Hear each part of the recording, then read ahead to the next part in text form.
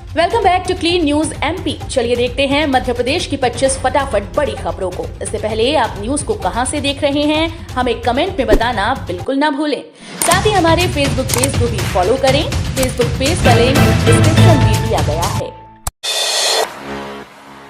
8वीं 9वीं के छात्रों के लिए बड़ी खबर, 31 जनवरी तक कर सकेंगे आवेदन। 13 मार्च को आयोजित होगी परीक्षा। मध्य प्रदेश में एमपी ओपन बोर्ड 9वीं में प्रवेश के लिए छात्रों के लिए बड़ी खबर है। दरअसल जिला मुख्यालय में उत्कृष्ट विद्यालय विकासखंड मॉडल स्कूल में कक्षा 9वीं में प्रवेश हेतु परीक्षा संबंधी दिशा निर्देश जारी किए गए। दरअसल 52 जिला मुख्यालय में उत्कृष्ट विद्यालय और मॉडल स्कूल में शिक्षा सत्र 2022-23 में कक्षा 9 में प्रवेश की प्रक्रिया शुरू हो गई है। वहीं इसके लिए परीक्षा का आयोजन 13 मार्च 2022 रविवार को किया जाएगा। बेटियों को एक और तोहफा, खाते में 25,000 रुपए डालेगी सरकार। मध्य प्रदेश में बेटियों के लिए कई योजनाएं चल रही हैं। इसमें लाडली लक्ष्मी योजना सर्वप्रमुख है। सीएम शिवराज सिंह चौहान ने बेटियों को एक और तोहफा देने की बात कही। उन्होंने कहा कि कॉलेज पढ़ने जाने वाली बेटियों को अलग से 25,000 रुपए दिए जाएंगे।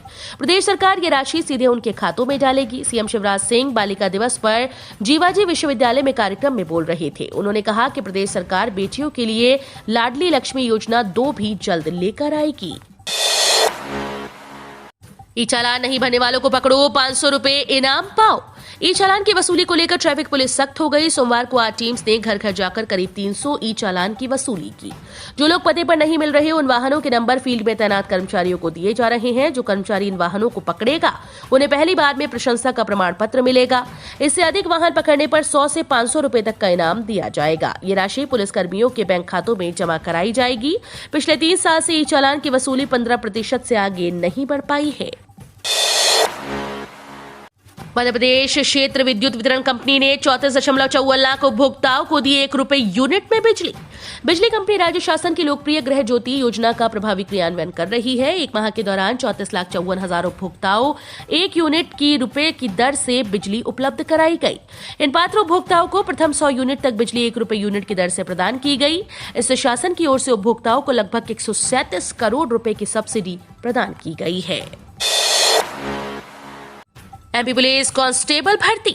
एमपी पुलिस कांस्टेबल भर्ती के अभ्यर्थियों के लिए बड़ी खुशखबरी है। शिवराज सरकार ने वर्तमान में चल रही एमपी पुलिस कांस्टेबल भर्ती में पदों की संख्या 4,000 से बढ़ाकर 6,000 करने का फैसला किया।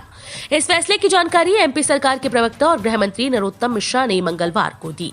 उन्होंने कहा कि मध्य प्रदेश में पुलिस और रेडियो आरक्षक भर्ती में पदों की संख्या को 4,000 से बढ़ाकर 6,000 कर दिया गया है। सभी भर्तियां एमपी प्रोफेशनल एग्जामिनेशन बोर्ड के माध्यम से की जाएंगी। कंप्यूटर प्रोग्रामर के लिए आवेदन की लास्ट डेट बढ़ाई।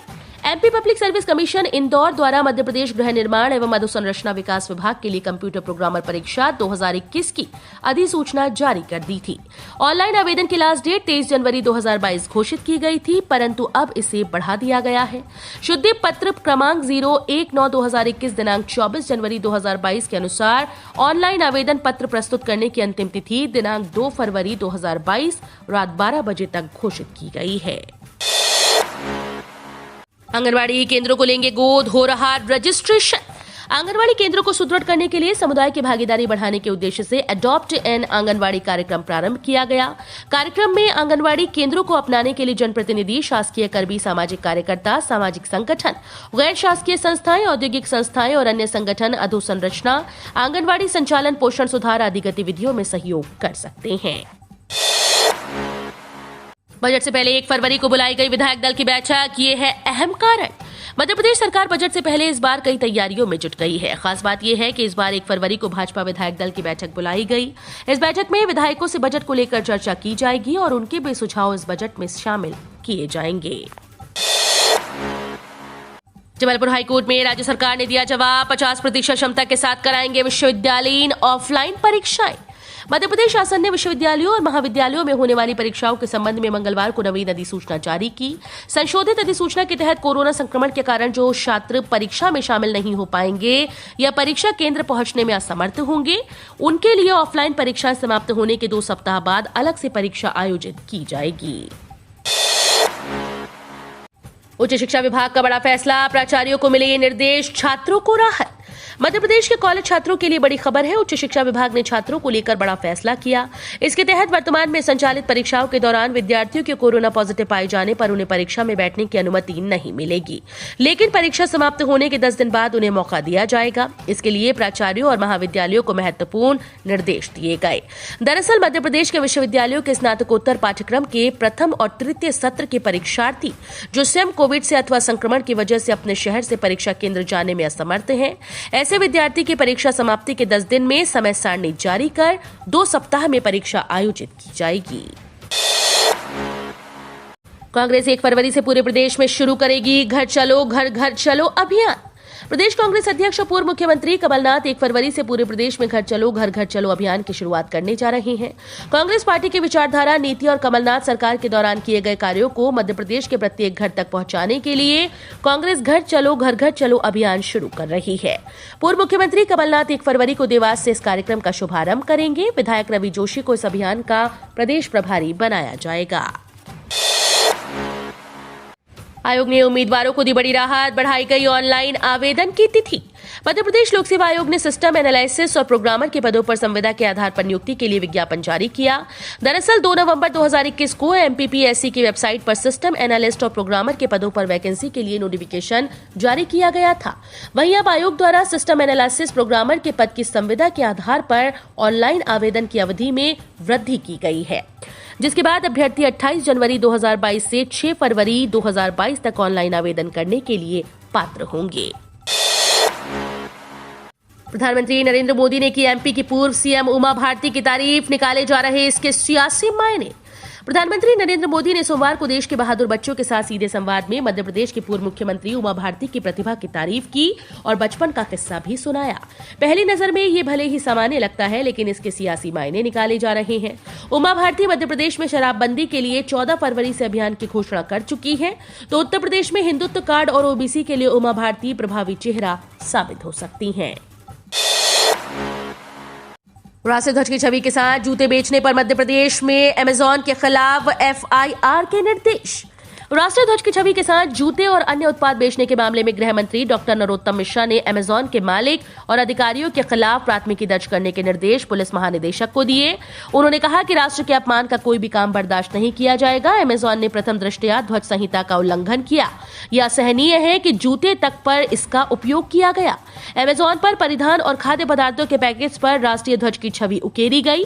जब गृह मंत्री से इस बारे में पूछा गया तो उन्होंने बताया कि मुझे भी ऐसी जानकारी मिली है और मैंने DGP को संबंधित कंपनी के खिलाफ प्राथमिकी दर्ज करते हुए कार्रवाई करने के निर्देश दिए हैं।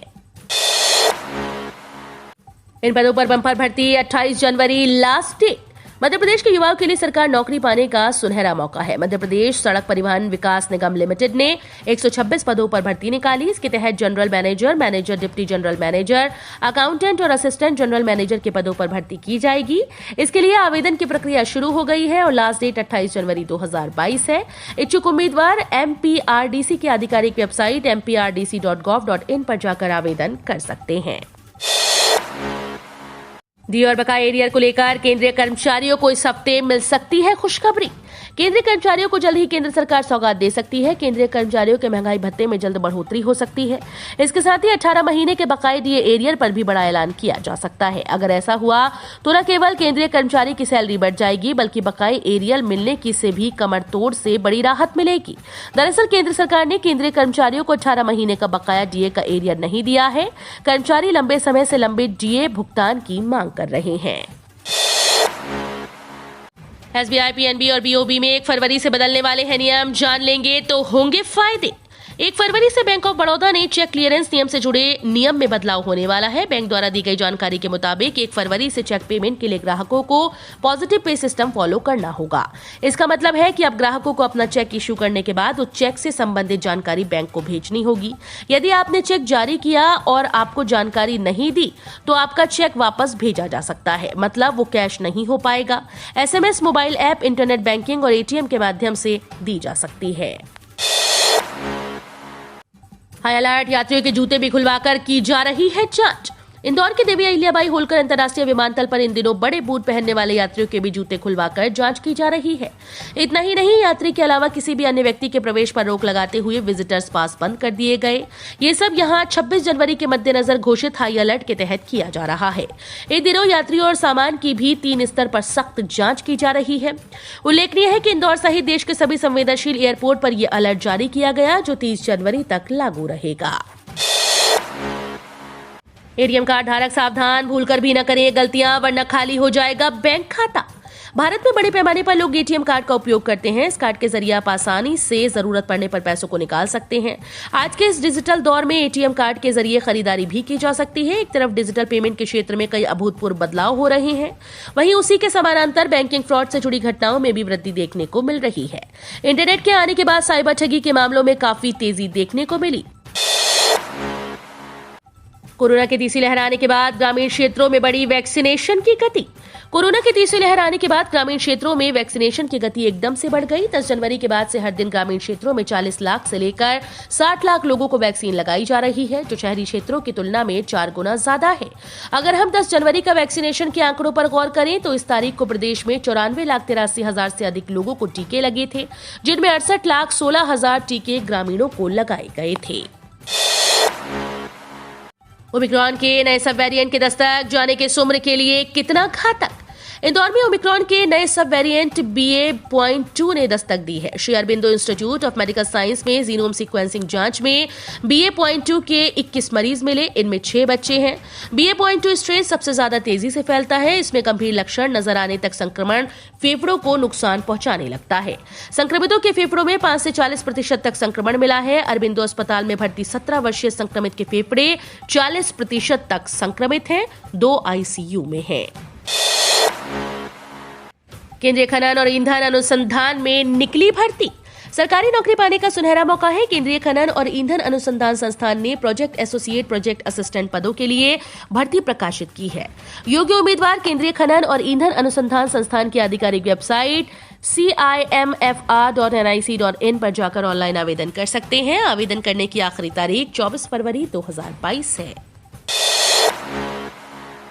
ऑफलाइन सेमेस्टर परीक्षाओं की उत्तर पुस्तिकाओं को जांचने का काम फरवरी से होगा शुरू, मार्च से पहले रिजल्ट नहीं। ऑफलाइन सेमेस्टर परीक्षाएं 2 चरणों में रखी हैं। इसके चलते देवी अहिल्या विश्वविद्यालय ने अभी उत्तर पुस्तिका जांचने का काम शुरू नहीं किया। फरवरी से उत्तर पुस्तिकाओं का मूल्यांकन का काम किया जाएगा। मार्च से पहले रिजल्ट आना संभव नहीं। परीक्षाओं में करीब 35,000 छात्र छात्राएं शामिल हुए हैं। ऑफलाइन परीक्षा का विरोध होने में विश्वविद्यालय ने इन्हें 2 चरणों में रखा है। विदेशी फंडिंग पर 6,000 एनजीओ को सुप्रीम कोर्ट से नहीं मिली राहत। देश में काम कर रहे करीब 6,000 एनजीओ का विदेशों से चंदे लेने वाला FCRA लाइसेंस रद्द करने या उसे रिन्यू न करने के केंद्र के फैसले को चुनौती देने वाली याचिका पर सुप्रीम कोर्ट ने मंगलवार को कोई अंतरिम आदेश देने से इनकार कर दिया। सुप्रीम कोर्ट ने सरकार के फैसले को चुनौती देने वाली गैर सरकारी संस्थाओं से कहा कि वे अपनी समस्याओं को पहले केंद्र सरकार के पास लेकर जाएं, जो कानून के अनुसार फैसले लेगी। सुप्रीम कोर्ट के 3 जजेस की पीठ ने इस मामले की सुनवाई की। खेती के लिए ड्रोन खरीदने पर सरकार से मिलेगी 10 लाख रुपए की सब्सिडी। खेतीबाड़ी और बागवानी के काम को आसान बनाने के लिए कृषि यंत्रों का प्रयोग किया जाता है। इन यंत्रों की सहायता से कम समय में अधिक कार्य किया जा सकता है। इससे खेती की लागत में कमी आती है और मुनाफे के अवसर बढ़ जाते हैं। इसी बात को ध्यान में रखते हुए सरकार की ओर से कृषि यंत्रों पर सब्सिडी का लाभ किसानों को प्रदान किया जाता है। सरकार ट्रैक्टर से लेकर अन्य कृषि उपकरणों पर सब्सिडी का लाभ प्रदान करती है। तो ये थी आज की 25 फटाफट बड़ी खबरें। अगर आपको न्यूज पसंद आई हो तो वीडियो को लाइक और शेयर जरूर करें। धन्यवाद।